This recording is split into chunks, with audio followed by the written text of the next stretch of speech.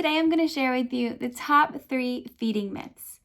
And I'm going to share the number 1 that most families believe that really breaks my heart. My name is Lindsay and welcome to the Little Foundations channel, where I help parents and caregivers to create healthy habits for their babies from the very start. As always, you and your medical team know what's best for your baby. But let's jump right in. All right, our first baby feeding myth today is that some families believe a baby's first food needs to be cereal. And that's just not true. It's sort of an old school thinking, and for some babies, it can do them some harm. If some babies start to like it and they start to eat more and more of that, it can cause a lot of constipation, and it can start to build a negative connection with eating. We want to keep it really positive. Sometimes it can also hold babies back. If they like that, they might not be so motivated to eat other things, and they're just used to that same texture.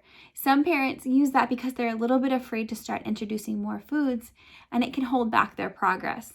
So if you're set on trying it, try it only for a short time. But if you're not married to the idea, I would skip it altogether. Our second myth for today is that babies can't have spicy foods.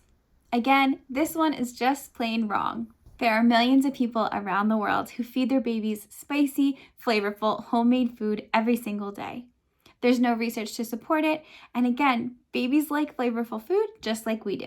If you fear that a spice might be too much for your baby, we can try it and see what their reaction is. It doesn't mean that they won't ever like it. It just means that maybe for today, that's not what they wanted, and we'll continue to give them the chance to try it. And the third myth today is that babies can't have salt.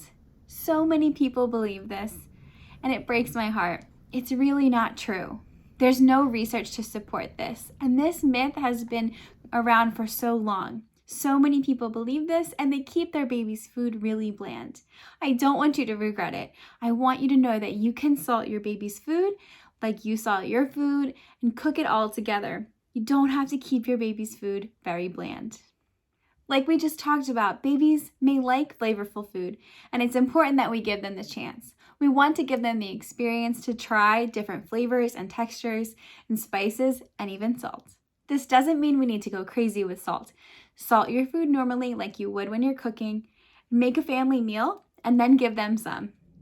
Do me a favor and please spread the word. Share this with other families so that babies can have yummy, flavorful food just like us.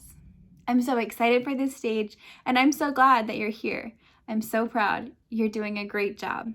For more baby tips, check this one.